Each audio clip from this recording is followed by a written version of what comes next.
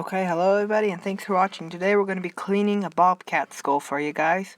The first thing you want to do is make sure you got a good and sharp knife. The worst thing you want to have is a dull knife that's not going to cut any meat off. So I have a good sharp knife, and I'm going to cut off the back pieces of meat on the ears there. And that's one of the most important parts. That's going to help you just do a lot quicker when you're boiling your skulls. So you do that on both sides, and then you'll just really try to find as much meat as you can to get off, and then you'll send it to the boiler. So enjoy this quick time lapse here of me removing the meat off a bobcat.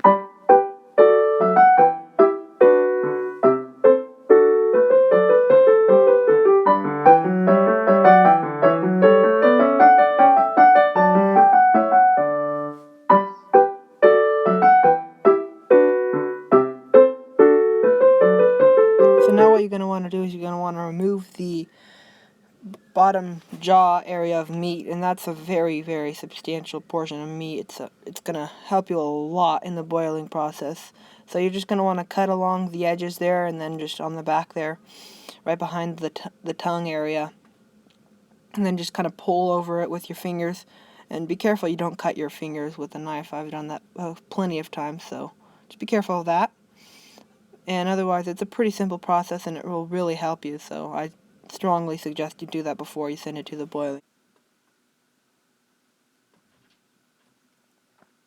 So now I will just cut that bottom cheek there, and cutting the cheek off will really help you remove the jaw from the base of the skull there, and it's gonna speed up the boiling process for you a lot. So I definitely recommend you taking off the cheek.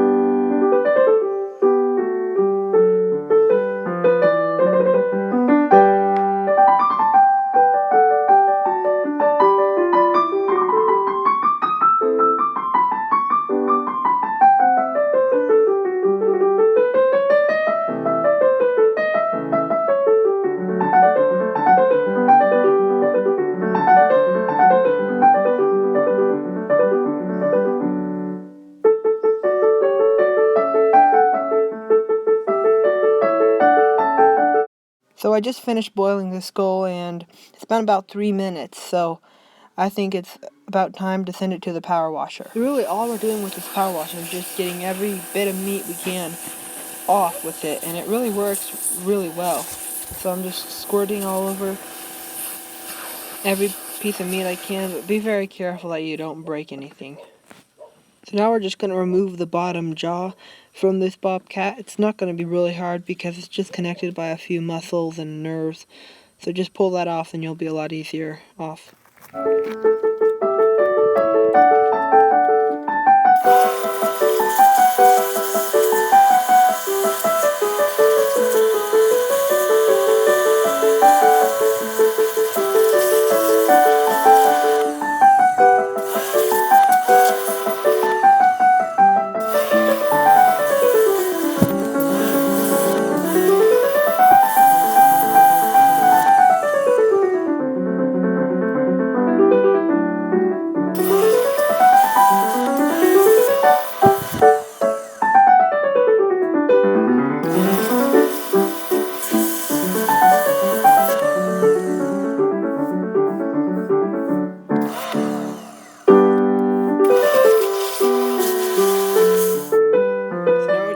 Heat, and we're gonna drop the jaw and the head in there for about 4 minutes in there, and then you're just gonna pour a little bit of OxyClean, and I just pour about a quarter cup, and that really works good, and it'll just take all the meat off that skull. So the skull is all finished now. It's really nice and white, got a really good coat on it, but it's not gonna be very durable, and it's going to over time fade and stuff if we don't put a sealant on it. And what I got this tip off of WHITEBONE Creations. It's a great YouTube channel for skull preserving and cleaning and stuff, and that's where I got a lot of these tips that I'm telling you today. Is to use some of this flooring mop and glow solution, and I use it. It really works good. It's 3-in-1, whatever. Just the regular stuff works awesome. And I use it on all my skulls. It really seals them and makes them durable. So I'll just get a paper towel. You can use a paintbrush or whatever, but I just get a paper towel and drip some of that stuff on it. A good amount. And then you can replenish your supply as needs be. Then you'll get your skull head, and I'll just rub that around a little bit and just let it sink in. And then I'll give it a glossy coat on it and make it glow. And it'll just be really nice for your finished product. So just rub that in real nice. Circles there. And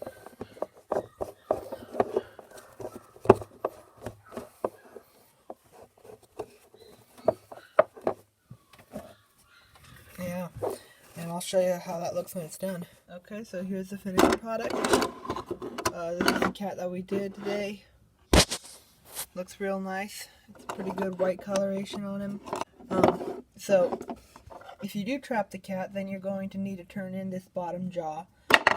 And then if you're going to want to sell it, regardless of the method of take, then you're going to also have to turn in this bottom jaw here to the Arizona Game and Fish Department. So that's selling their fur. So if you just have hunted this cat, and then you can sell it just the way it is. So that's just another thing I wanted to point out to some people that might be wondering that. Another thing I wanted to point out before we go here is the coloration on these skulls. Here, when you get a little bit of blue or purple or whatever colors you might have, that's usually from grease that's soaked in from the meat itself and come down there. So what you're going to want to do to avoid that is before you even started taking any meat off, you dip that in just plain old lukewarm water for about 3 days, and that'll loosen up the grease. But there's not a lot you can do after it's been defleshed, as I might want to put it in that term. But yeah, that's just one thing I wanted to point out to you guys. So I hope you enjoyed this video, and I hope it was educational for some of you, and thanks for watching.